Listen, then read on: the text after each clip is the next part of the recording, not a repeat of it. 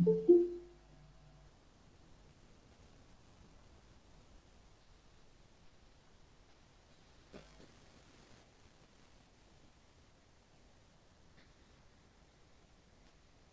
आपण पुन्हा एकदा रिव्हिजन करतोय. आपल्या त्याची जी झालेला अभ्यासक्रम आहे तोच. अजून विद्यापीठाकडून कोणतीही नोटीस आलेली नाही, त्याच्यामुळे परीक्षेसंबंधी एकदम विचार करू नका. जसं येईल तसं मी सांगेलच. आपण बी ए फर्स्ट सेमला आहोत आणि राज्यशास्त्र या अंतर्गतच राजकीय सिद्धांत याचा आपण यावर्षी अभ्यास करणार आहे, पर्टिक्युलर पहिल्या सेमिस्टरमध्ये.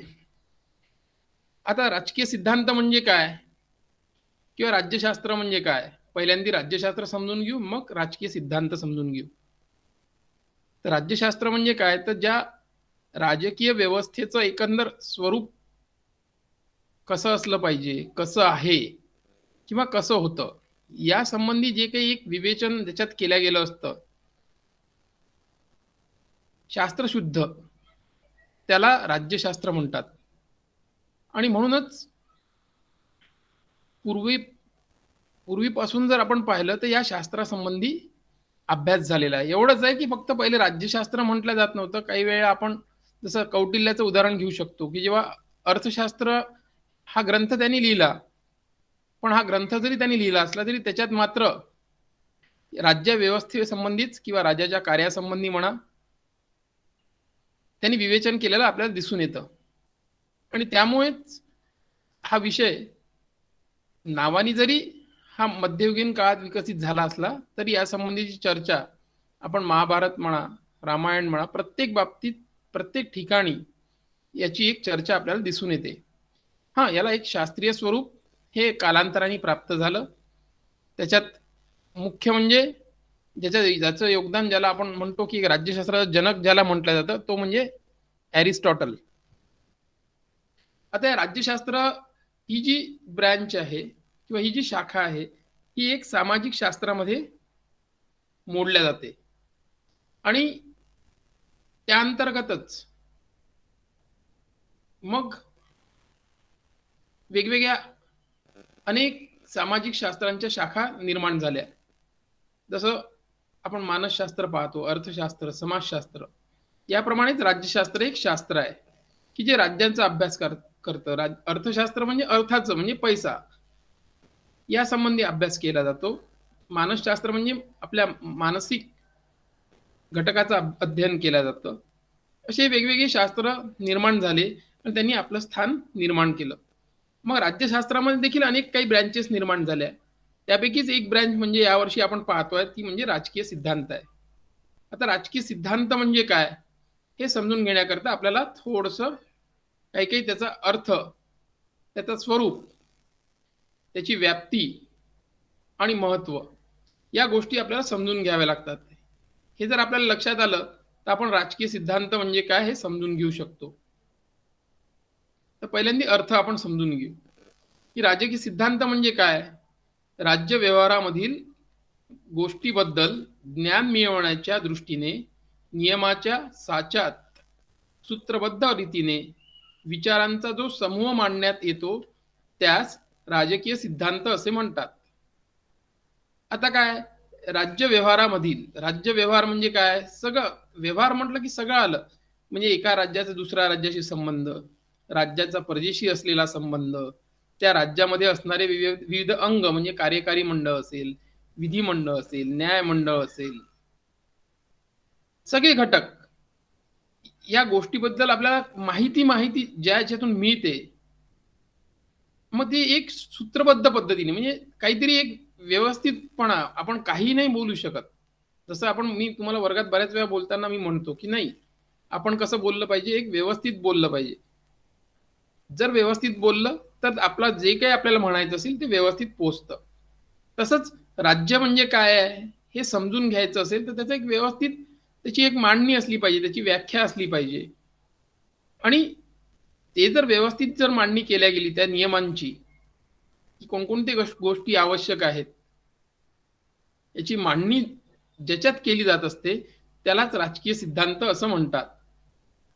आता राजकीय सिद्धांतामध्ये काय महत्वाचं आहे की ही शासन संस्था कशी चालते. आपण राजकीय सिद्धांत म्हणजे काय, आपण काय अभ्यास काय करतो बुवा, तर शासन संस्था कशी चालते, म्हणजे कोण चालवून राहिला, लोकशाही आहे, हुकुमशाही आहे, कशी प्रकारची व्यवस्था आहे तिथे, कोण चालवून राहिलेलं आहे, हे समजून घेणे. दुसरं म्हणजे कोण चालवत आहे, मी जसं तुम्हाला म्हटलं की एक व्यक्ती चालवून राहिला की लोकांच्या सहभागातून हे राज्य सुरू आहे, हे समजून घेणे. कशा पद्धतीने चालवली जात आहे हे देखील लक्षात घेणं. कशा पद्धतीने चालवली जाऊन राहिली आहे बुवा ही. म्हणजे एक संसदीय शासन पद्धती इंग्लंडमध्येही आहे, भारतातही संसदीय शासन पद्धती आहे. पण हे असताना आपण जेव्हा विचार करतो, तेव्हा तुम्ही पहा ना एका गोष्टीकडे, की आपल्या इथची संसदीय शासन पद्धती आणि इथली संसदीय शासन पद्धती भारतातली, की दोन्ही गोष्टी वेगवेगळ्या आहेत. हे वेगवेगळ्या जेव्हा आपण म्हणतो, तेव्हा आपल्याला हे लक्षात आलं पाहिजे, की कशा पद्धतीने वेगळ्या आहेत आणि हे केव्हा समजेल आपल्याला? हे आपल्याला समजू तेव्हा शकतं, जेव्हा आपल्याला ती संस्था कशी चालते आहे, कशा पद्धतीने चालवली जाते आहे, याचं आपण अध्ययन करतो. नंतर विशिष्ट नियमांचा संच, नियम नियम असतात आणि त्याच्यानंतर कार्यपद्धतीकडे पाहण्याचा दृष्टिकोन. या सगळ्या माध्यमातून आपण याचा अध्ययन करत असतो. तर या अजून राजकीय सिद्धांत म्हणजे काय हे जर समजून घ्यायचं असेल, तर काही आपल्याला व्याख्या लक्षात घ्याव्या लागतील. त्यात प्रमुख अभ्यासकांच्या व्याख्या आपण इथे दिलेल्या आहेत. त्यात थोडक्यात मी त्याचं देखील विश्लेषण करतो. इथपर्यंत समजलाय का सगळ्यांना?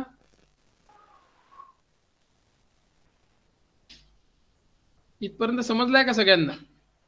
Yes sir. समजलं नसलं तर विचारायचं मध्ये, काही प्रश्न नाहीये, आपण चर्चा करू शकतो.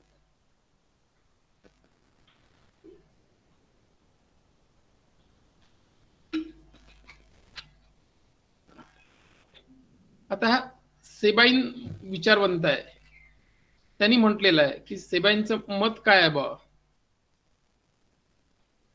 राजकीय समस्यांचा जाणीवपूर्वक व शिस्तबद्ध शोध म्हणजे राजकीय सिद्धांत होय. हा सगळ्यात महत्वाचा भाग आहे, लक्षात घ्या की राजकीय समस्यांचा, काय समस्या आहे बा,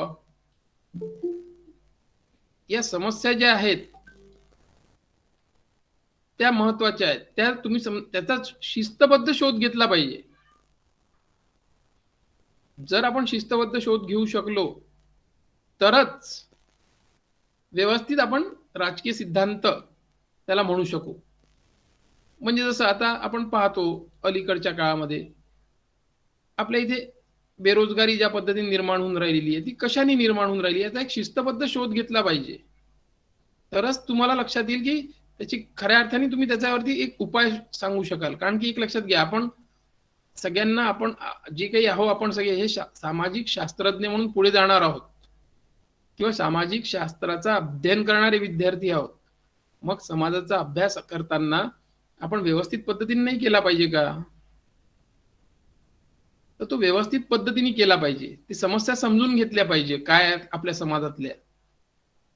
एक लक्षात घ्या की राजकीय समस्या जरी असल्या तरी त्याचा घटक मूलभूत कोण आहे? मनुष्यच आहे. राजकीय असो, सामाजिक असो, आर्थिक असो, प्रत्येक ठिकाणी कॉमन घटक कोणता आहे? म्हणजे ज्याला आपण म्हणतो एक एक प्रकारचा, म्हणजे हा सगळा जो भाग आहे सामाजिक शास्त्राचा, हा कोणाच्या भोवती फिरतोय? तर मनुष्याच्या भोवती. आणि त्याच्यामुळे त्याच्या समस्यांचा जर आपण व्यवस्थित अभ्यास करू शकलो तर त्याला म्हणतात शिस्तबद्ध शोध. आणि म्हणून सेबाईंनी म्हटलेलं आहे की जो व्यक्ती शिस्तबद्ध शोध करू शकतो आणि त्याची मांडणी करू शकतो त्यालाच आपण खऱ्या अर्थाने राजकीय सिद्धांत म्हणू शकतो. म्हणून ही व्याख्या साधारण लक्षात ठेवायची सगळ्यांनी.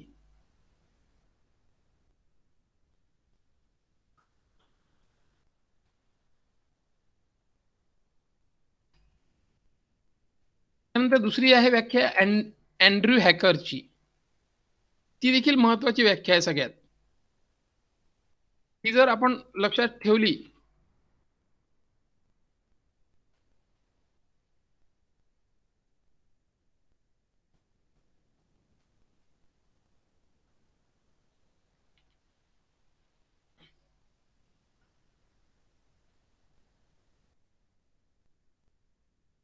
तर तुम्हाला अजून लक्षात येईल की की राजकीय सिद्धांत म्हणजे काय खऱ्या अर्थाने.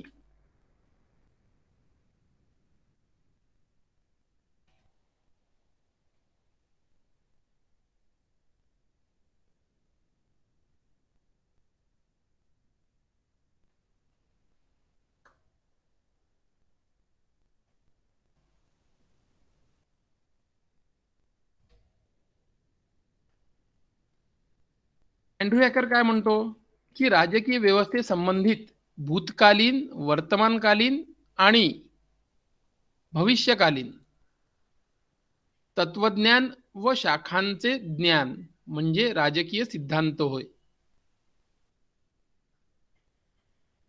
हा किती महत्वाचं आहे हे विधान. त्याचं तुम्ही जर लक्षात घेतली ही व्याख्या तर किती सोपी आणि सुटसुटीत पण आहे. तुम्हाला लक्षात येईल की भूतकालीन म्हणजे भूतकाळात काय होतं, त्याच्यानंतर वर्तमान काळात कसं आहे. म्हणजे भारताची व्यवस्था समजा आपण आता उदाहरण घेतलं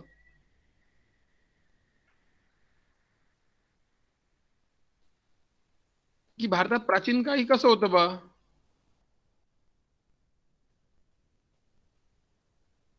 तर तुम्हाला लक्षात येईल भारताची व्यवस्था कशी होती. तेव्हा राजा होता, राजेशाही पाहिली आपण, राजेशाही पण पाहिलेली आहे. त्या राजेशाहीचं रूपांतर हुकुमशाहीत झालेलं देखील आपण पाहिलेलं आहे. मग त्याच्यानंतर हळूहळू कालावधी कसा बदलत गेला. भूतकाळातली व्यवस्था म्हणजे आपण कार्यकारी मंडळ, न्यायमंडळ आणि समजा आपण हे म्हटलं आपलं विधिमंडळ, या तिन्ही जसं आपण आज पाहतो आपल्या इथे लोकसभा, राज्यसभा, तसं होतं का? तर तसं नव्हतं.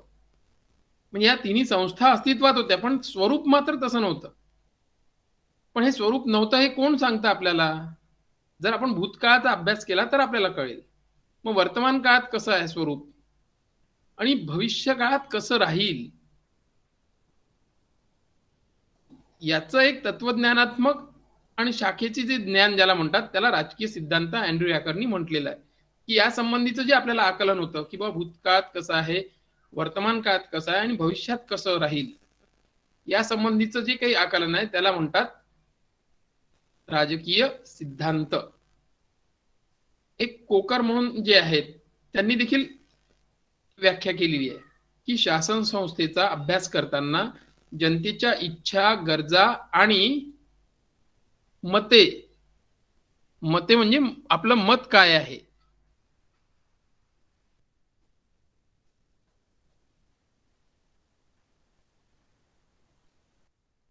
आणि विचार, हे जे ज्याच्यात जे घेतलं जातं,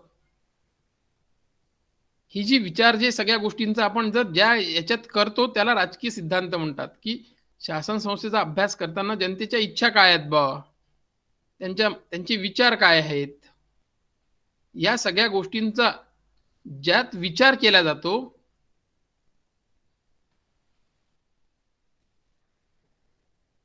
त्याला राजकीय सिद्धांत म्हणतात. म्हणजे आपण जे काही विचार करतो त्या सगळ्या गोष्टींचा, म्हणजे मला स्वातंत्र्य पाहिजे, मला समता पण पाहिजे, मला न्यायपूर्ण वागणूक पण पाहिजे, ह्या सगळ्या संकल्पना आपण अगोदर पाहिलेल्या आहेत.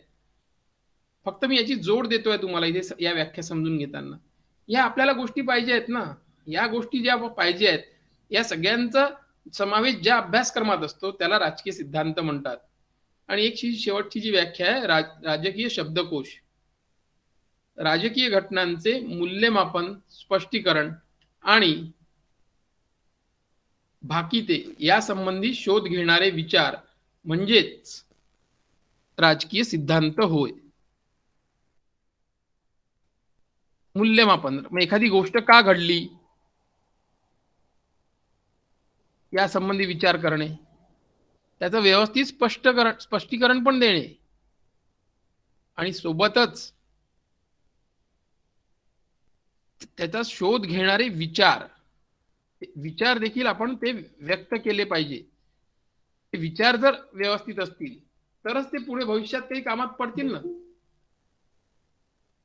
त्याला म्हणतात राजकीय सिद्धांत.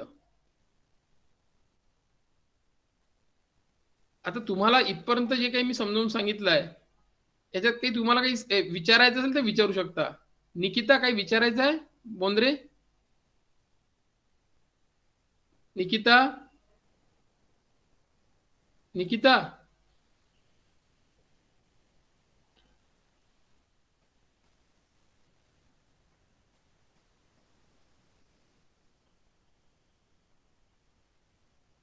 कोणाला काही विचारायचं आहे का?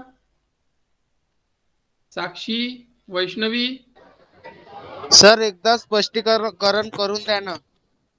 पुन्हा चांगल्यानी चांगल्यानी. हो हो हो हो चांगल्यानी. हो सर, एकदा सांगून द्या. हा, पहा, आपला हे राजकीय सिद्धांत जो काही विषय आहे की नाही बेटा, तो आहे सगळा आपला राज्यशास्त्राचा एक भाग आहे.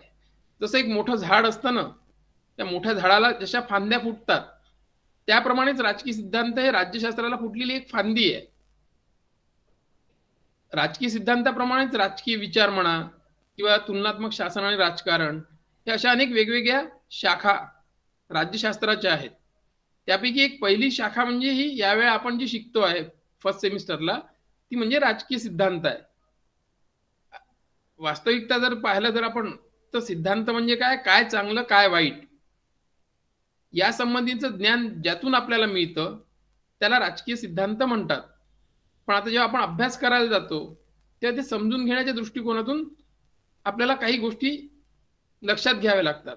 म्हणून पहिल्यांदा आपण त्याचा अर्थ पाहिलाय. राजकीय सिद्धांताचा अर्थामध्ये काय पाहिलं आपण, की राजकीय सिद्धांत म्हणजे राज्य व्यवहारामधील गोष्टीबद्दल ज्ञान मिळवण्याच्या दृष्टीने नियमांच्या साच्यात सूत्रबद्ध रीतीने विचारांचा जो समूह आहे,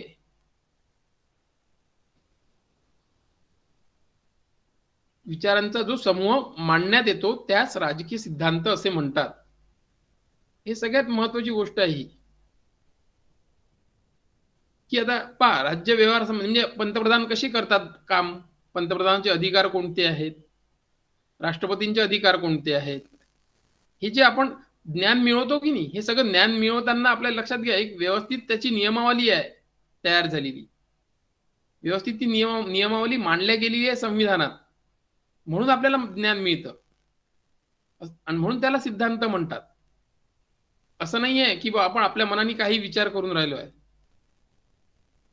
राज्य व्यवहारामधील गोष्टीबद्दल एक व्यवस्थित प्रत्येक गोष्टीची नियमावली आहे. निवडणूक आयोगाचं काम काय आहे, राजकीय पक्षांचं काम काय आहे,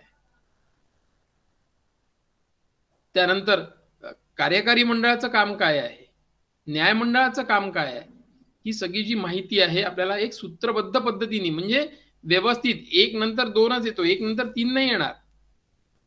1, 2, 3 ही जशी आकडेवारी आहे त्याप्रमाणेच व्यवस्थित पद्धतीने त्या नियम मानल्या गेल्या, त्या नियमाच्या माध्यमातून आपल्याला माहिती मिळते आणि म्हणून त्याला राजकीय सिद्धांत म्हणतात. फक्त एवढंच आहे, हे नियम राज्यासंबंधी किंवा राज्य व्यवहारासंबंधी, व्यवहार म्हणजे काय, या सगळ्या ज्या गोष्टी ज्या आहेत, आता तुम्ही समजा 18 वर्षाचे झाले तर तुम्हाला कोणते अधिकार आहेत निवडणुकीत सहभागी होण्यासंबंधी,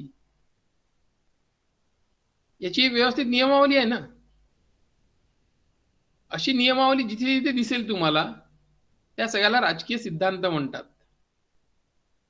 आणि कधी पण लक्षात घ्या की सिद्धांतामध्ये एक काहीतरी देण्याचा प्रयत्न होत असतो की ज्यातून समाजातील समस्यांचा तर बोध होतोच, पण त्या समस्या निवारण्याच्या संबंधी देखील, जसं म्हणून तुम्हाला म्हणून बऱ्याच वेळा बोलताना सांगितलंय की गांधीजींचे विचार आजही अभ्यासले जातात, डॉक्टर बाबासाहेब आंबेडकरांचे विचार आजही अभ्यासले जातात, कारण की त्यांच्या विचारातून समाजातील ज्या समस्या आहेत ते निवारण्याचा प्रयत्न झालेला आहे.